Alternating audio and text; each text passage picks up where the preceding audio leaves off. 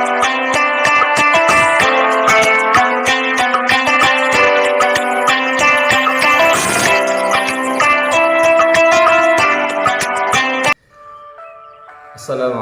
warahmatullahi wabarakatuh. Saudaraku, para pecinta Al-Quran dimanapun Anda berada yang dimuliakan Allah Subhanahu wa Ta'ala, inspirasi Qurani berikutnya kita akan menyusuri firman Allah Subhanahu wa Ta'ala di surat Yusuf ayat 12. A'udzu billahi minasyaitonir rajim. Walaqad hammat bih wa hamma biha laula ar-ra'a burhana rabbih. Saudaraku sekalian, ayat yang menceritakan tentang tragedi rumah tangga sang penguasa Mesir yang mencoba menggoda keimanan Yusuf alaihi salam ini menginspirasi kita sekalian tentang pentingnya landasan dalam rumah tangga. Laula ar-ra'a burhana rabbih. Nabi Yusuf alaihi salam diselamatkan oleh Allah Subhanahu wa Ta'ala ketika mempunyai hubungan yang kuat dengan Allah Subhanahu wa Ta'ala. Godaan yang begitu luar biasa di dalam kamar bersama dengan wanita yang bukan mahrimnya, tetapi Allah selamatkan Nabiullah Yusuf alaihi salam karena keimanannya. Oleh karena itu ayat ini memberikan inspirasi kepada kita betapa pentingnya membangun fondasi dalam rumah tangga.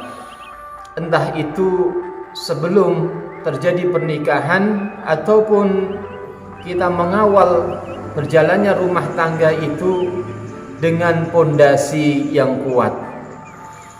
Kalau fondasinya dibangun atas dasar iman, atas dasar kecintaan kepada Allah Subhanahu wa Ta'ala, maka cinta itu akan tumbuh berkembang dalam bangunan rumah tangga yang kokoh, yang akan berdiri, akan tegak dengan bunga-bunganya yang sangat indah. Oleh karena itu cintanya harus jelas, saudaraku sekalian. Cintanya itu cinta yang sesungguhnya atau cinta karena nafsu. Untuk itu Allah Subhanahu wa Ta'ala memberikan panduan kepada kita bahwa kecintaan yang sesungguhnya itu harus dilandasi cinta karena Allah Subhanahu wa Ta'ala. Walladzina amanu asyaddu hubban lillah. Dan bagi orang yang beriman, cintanya kepada Allah itu melebihi cintanya kepada apapun juga. Maka landasan cinta kepada Allah ini harus menjadi fondasi yang paling utama dalam memilih pasangan. Maka Rasulullah sallallahu alaihi wasallam membimbing kita bahwa tungkahul mar'ah li arba', bahwa perempuan itu dinikahi karena 4 hal. Di antara wajah, di antara harta, di antara keturunan, maka Rasulullah menetapkan, Rasulullah merekomendasikan fadfar bidzatid din taribat yadak.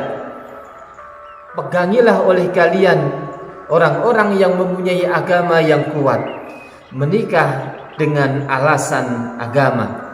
Memilih pasangan yang mempunyai pondasi agama lebih kuat itu lebih direkomendasikan daripada pertimbangan-pertimbangan yang lain. Cinta kepada Allah, menginginkan ridha Allah Subhanahu wa Ta'ala akan menumbuhkan bangunan rumah tangga yang kokoh. Sebaliknya, kalau hanya mengejar cantik, sampai kapan kita melihat kecantikan pasangan? Atau sampai di mana kita melihat bahwa pasangan itu menjadi manusia tercantik? Karena cantik itu relatif. Hari ini di tempat ini kita melihat istri kita menjadi manusia yang tercantik, tetapi di tempat lain kita akan menemukan orang lain yang lebih cantik daripada istri. Kalau kita melihat harta sebagai pondasi utama menjadi alasan untuk memilih pasangan, mau seberapa besar, mau seberapa banyak harta yang kita kumpulkan, karena di atas langit ada langit. Kalau hari ini, saat ini merasa orang yang paling kaya, maka tidak menutup kemungkinan di lain tempat, di lain waktu akan menemukan orang yang lebih kaya darinya. Kalau hari ini merasa bahwa mobilnya paling bagus, maka 1 tahun 2 tahun lagi akan ada mobil baru yang lebih bagus daripada yang dimiliki saat ini. Maka kalau harta dijadikan sebagai landasan cinta, maka ini sesuatu yang rapuh. Betapa banyak kita lihat orang yang menikah dengan orang yang kaya, orang yang cantik, pejabat dan sebagainya, tetapi hanya seumur jagung kemudian pernikahannya kandas. Betapa banyak artis-artis yang menikah dengan gebiarnya luar biasa, tetapi tidak begitu lama kemudian rumah tangganya kandas karena tertarik dengan orang lain, karena tidak menemukan kebahagiaan, dan karena alasan-alasan yang lainnya. Tetapi saudaraku sekalian rahimakumullah, kalau rumah tangga dibangun dengan pondasi cinta karena Allah Subhanahu wa taala, karena pondasi agama yang kokoh, maka sebagaimana seberat apapun ujiannya akan terasa indah. Kita melihat contoh Asiyah yang merupakan istri Fir'aun. Fir'aun manusia yang paling jelek, manusia yang paling durhaka, manusia yang paling dilaknat oleh Allah Subhanahu wa taala di muka bumi ini. Tetapi istrinya yang kemudian beriman kepada ajaran Allah Subhanahu wa taala, beriman kepada Musa dan Harun alaihi wassalam, akhirnya rumah tangga yang dibangun dengan keimanan ini menghasilkan sebuah kebahagiaan. Walaupun hidup di tengah-tengah gelimang harta yang luar biasa, dalam dekapan seorang pemimpin, toh itu tidak menjadikan Asiyah berbahagia karena tidak menemukan kebahagiaan di dalam hatinya, tidak menemukan keyakinan yang sesungguhnya. Maka begitu dakwah Musa dan Harun datang kepadanya, kemudian beliau beriman, dan ini yang menjadikan beliau mendapatkan kebahagiaan di dunia dan di akhirat. Beliau diselamatkan oleh Allah Subhanahu wa taala dari siksanya Fir'aun, yang beliau dihukum ditimpakan batu yang besar, tetapi atas kehendak Allah nyawanya keluar dari tubuhnya sebelum batu itu menempel di dalam tubuhnya. Tidak hanya itu, di detik-detik akhir kehidupan beliau ditampakkan rumahnya di surga. Ini yang kemudian diabadikan oleh Allah Subhanahu wa taala di surat At-Tahrim ayat 11, Rabbina najjini min fir'auna wa amalihi wa najjini minal qaumidh dhalimin.